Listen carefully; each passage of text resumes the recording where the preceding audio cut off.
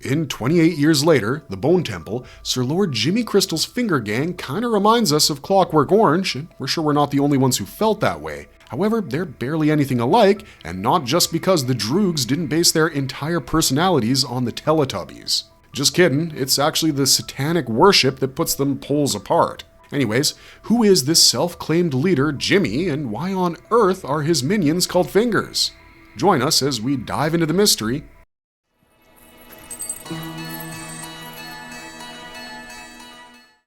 To understand who Sir Lord Jimmy Crystal is and how he grew up to be a complete nutjob, we have to go back to the start of 28 years later, which was released last year. If you remember, there was this group of kids watching Teletubbies when the first phase of the rage virus outbreak occurred. One child managed to escape, who was just Jimmy back then, and ran to the nearby church. Basically, Jimmy lived with his family in a rectory in a small rural commune in the Scottish Highlands, and his father was a vicar. Now, when this confused little child ran for his life, he found his father in a weird state of religious ecstasy. He believed the virus attack to be an apocalyptic end to mankind. He hailed it as Judgment Day and claimed that whoever was infected was actually saved. He then happily sacrificed himself to the swarm of infected pouncing upon him and made sure Jimmy hid in a bunker in the church. All the little boy was left with was a dead family and a cross necklace his dad passed on to him. When things cooled off, Jimmy fled to the countryside, and we see him at the end of 28 years later with a gang of his own who stepped in to help Spike kill the fast ones. Cut to the next film, 28 years later, Bone Temple, and this is where we actually get to learn what a sadistic piece of shit Jimmy really is. After he and his fingers saved Spike, they forcefully inducted him into the team, and we're pretty sure Spike was no longer happy about the decision to go on a solo adventure. You could have just gone back home, kid. You had the bonus of a baby girl to play with. Anyways, both Spike and the audience did not take much time to figure out that Jimmy and his people were insane. Spike was compelled to prove his worth to become a finger and was practically harassed by people double his age. To save himself, the young boy ended up murdering one of them, and bingo, he was part of the team. All it took to impress Sir Lord Jimmy was to show that one was capable of violence and didn't flinch while killing someone. True to his name, Sir Lord Jimmy sat on a throne like a chair and watched, or rather enjoyed, one of his gang members bleeding to death. Helping him was out of the question, and right then, you knew that these guys were effed up. Spike was traumatized, but before he could comprehend what the hell was happening, his name was changed to Jimmy.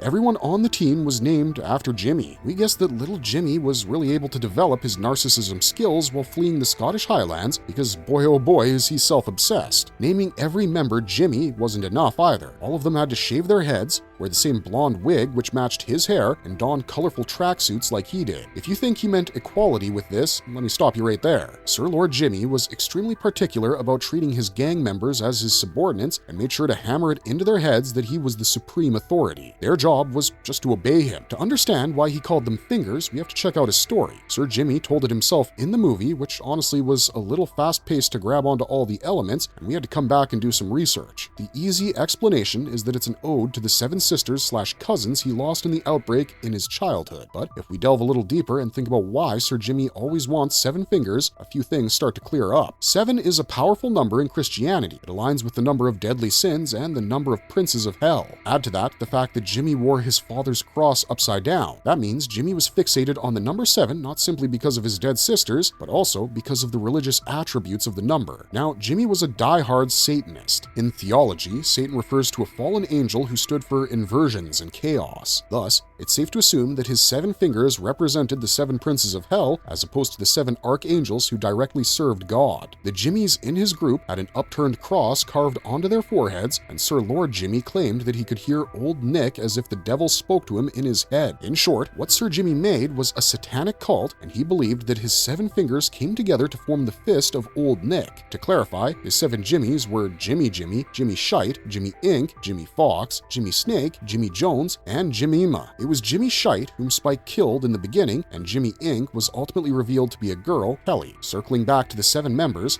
Spike rounded up the group after one of them was eliminated. The rule was easy, more than 5, but never less than 7. Let's bring in Sir Jimmy's connection to Old Nick. After the traumatic events as a young boy, Jimmy believed, or rather convinced himself and everyone else, that he was Satan's most favored son, and Satan had bestowed him with the title of Sir Lord Jimmy Crystal. Now, in our opinion, there are 2 possibilities as to why Sir Jimmy behaved behaved this way. First, he couldn't deal with the death of his family and the fact that his father willingly abandoned him, citing biblical reasons. His impressionable mind thus created the delusion that his father was indeed Satan for leaving his family behind. The other explanation is Jimmy hates the idea of religion. He saw his dad losing his mind to blind faith and embracing destruction as the choice of God. Naturally, Jimmy grew up to be everything his father wasn't, led his entire life on the opposite track, and believed and worshipped the devil over Christ because, well, it's not like Christ did him any good. He mocked every generous practice, and murdering people was his kind of charity. He thought that he was giving those souls to Old Nick. Sir Lord Jimmy was thus an inverted Jesus who walked the earth to spread sin instead of stopping it. We don't get a clear backstory of how the cult was formed or how Sir Jimmy found its members. We guess most of them were brought in like Spike and then brainwashed into adhering to the crazy principles of the group. That said, the members were extremely efficient in terminating infected.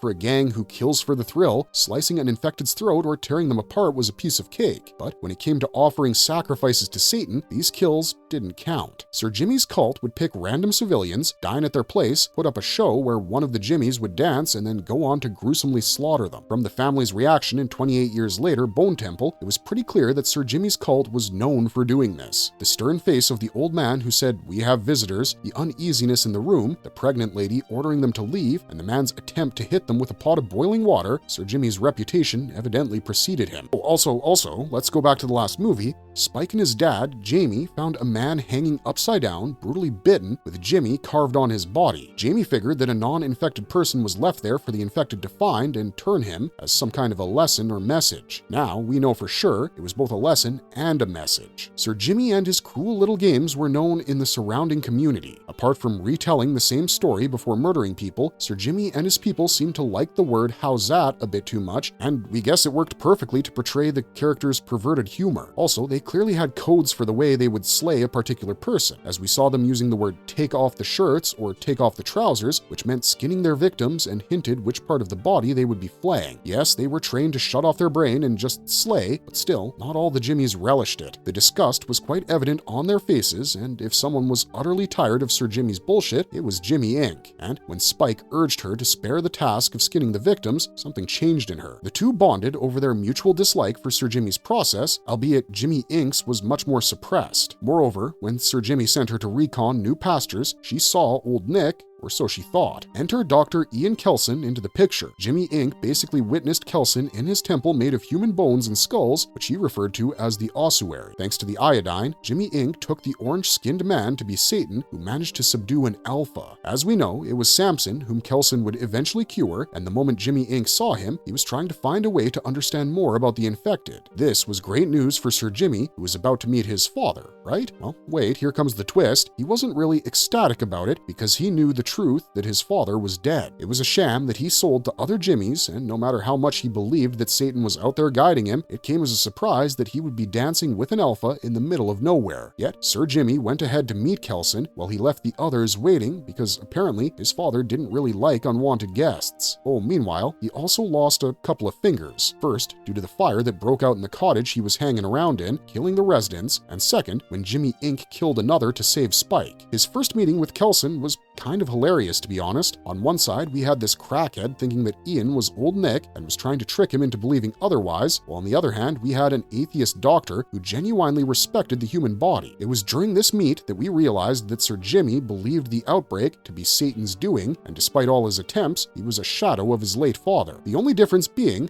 the latter believed it to be the Almighty's ultimate judgment, while Sir Jimmy believed it to be some kind of a twisted gift to humanity, which would help in ushering in the devil's rule. In both cases, their justification behind the rage virus was theological rather than medical, and we feel that this is where director Nia DaCosta slyly snuck in some of that ever-raging debate between science and religion, and low-key took a bit of a dig at dogmatism, be it Satan or Jesus. Eventually, Jimmy found out that Ian was no devil, and that his Old Nick narrative wouldn't hold true if exposed to his gang members, because frankly, there could have been no better choice to portray Satan than Ian, given his weathered appearance and questionable abode. Thus, he made a deal with Ian, literally by by threatening him into playing Satan for his jimmies and instructed him to tell a few things. Kelson didn't think much of it. He took Jimmy as some lunatic cult leader, and staging a little play meant some excitement in his otherwise pathetic life. On the other hand, it told us a lot about Sir Jimmy. He realized what he was doing was a total hoax, yet the only reason he wanted to continue playing his part was to make sure his followers always abided him and helped him cause rampage in the world. Deep down, Sir Jimmy probably understood that there was no devil telling him to do things, at least for that moment, but still, he held on to that belief as a shield to validate his heinous crimes. Sir Jimmy was pure evil. Sure, there might have been psychological reasons for his behavior, as we discussed. However, in no way does that lessen his malevolence. He loved causing pain. It's as simple as that. That brings us to the uncanny and obviously unsaid similarity between him and Jimmy Seville. The latter's name is never spoken aloud, nor is it cited as the reason for the naming of all the Jimmies, yet if you think about it, both Sir Lord Jimmy Crystal and Jimmy Seville are essentially the same person, hiding behind their public persona and committing horrible crimes. For those who are unaware, Seville was an icon in the United Kingdom for his contribution to radio and as a children's star on the BBC, who was knighted in 1990 for his services to charity. However, soon after his death in 2011, it was revealed that Seville had been a sexual offender for over 6 decades, and hundreds of allegations arose from his victims, both children and elderly. DaCosta was horrified at how quickly one of the most beloved celebrities turned into a monster and used this as a reference for Sir Jimmy. She agreed that many US audience members might not get the hidden connection here, but no worries, we found it for you. Seville was known for his unique appearance, tracksuits, white hair, and a whole lot of jewelry, something which defined Sir Jimmy's look as well. We might be reading a bit between the lines here, but boy oh boy, even their teeth were made to look similar, stained and crooked. In DaCosta's own words, the Jimmies were meant to depict the intentional perversion of various social themes like religious principles, childhood media, and memories. For Sir Jimmy, the world ended in 2001, and he used whatever memories he had left of it, particularly centering around the Teletubbies, to lead the rest of his life in an admittedly convoluted manner. Teletubbies and Jimmy Seville didn't have any direct link except for the BBC association. Still, for DaCosta, he became the prime example of reversal, and that's why he was thematically invoked in the film. Alright, it's time to check out how this satanic cult met its end. Before that, though, Jack O'Connell put on a brilliant performance as the psychopathic leader, basically making us root for him to die. However, before the final moments, Kelson swept us off our feet by playing the devil. He carefully lit up the whole temple with torches, put on makeup to look like Satan, played The Number of the Beast by Iron Maiden, and literally put on a fiery show. Little stunts with the flames? I mean, come on. What a sequence, man. This is some peak cinema right here. Although Spike always knew the truth, he was equally amazed at Kelson's drama, and 2 other Jimmies, except Jimmy Inc., were fully convinced that he hailed from hell. Jimmy Inc. was taking it with a pinch of salt. However, she couldn't question it. Kelson outdid himself and repeated whatever Sir Jimmy told him to. He asked everyone except Sir Jimmy to kneel and acted as the mouthpiece for his 3 wishes, namely to expand the gang, always be loyal to him, and spread their activities everywhere. All was fine until he recognized Spike under the weird makeshift mask. Yes, the Jimmies had to wear these face covers, which looked like they were made from sneakers. Realizing Spike had been caught up in Sir Jimmy's nasty game, he stopped right before they could leave and ordered a 4th command. He wanted Jimmy to be crucified and rise again, just like Jesus, in order to prove himself as a superior being. Sir Jimmy was furious, while Jimmy Inc. saw the chance and tried to convince the other 2 to kill him. They were of 2 minds and completely freaked out as to what the hell was happening, so Jimmy Inc. took matters into her own hands and killed them. Sadly, Sir Jimmy stabbed Kelson, who ultimately died from the wound. He didn't know that Kelson was a soft spot for Spike, which he should not have poked. The result? Spike delivered the final blow to Sir Jimmy, and Jimmy Inc. happily crucified him upside down. Bleeding to death with nails pierced into his body, Sir Jimmy screamed in pain and hallucinated Samson having the devil's horns. In the end, he died knowing the devil was indeed around, but did nothing to help him. In a way, it brought back Jimmy to the same position he was in as a child. Neither his father, as the face of Christ, helped him, nor did Satan during his last breaths. Jimmy Inc., who did have some doubt, having been fed Sir Jimmy's gospel all these years, had to ask Kelson who he really was, and upon realizing that he was a mere doctor, Jimmy Inc. realized the futility of all the rigid ideologies and agreed with a dying Ian that it was just us, just the humans, who were responsible for all the good and bad happening in the world. She removed her wig and reintroduced herself to Spike, as Kelly, marking the start of her new life. Finally, Sir Jimmy and his cult became a closed chapter. Unfortunately, friends, that's all we got for you today. We love this franchise, and the portrayal of this satanic cult just proved that the movies in the 28 series have always had a deeper theme going underneath the rogue infected running around. Sir Jimmy's gang acted as the main antagonistic force in 28 years later, Bone Temple, and DaCosta cleverly used it to convey so much about humanity, belief, politics, and psychology. We're sure we'd find more to pick apart on a second watch, and that's the beauty of it. The movies keep on giving, so let us know your thoughts in the comment section down below. Maybe we missed some key stuff, but we're going to see you in the next one real soon. Until then, thanks for watching, stay safe out there, and have a marvelous day.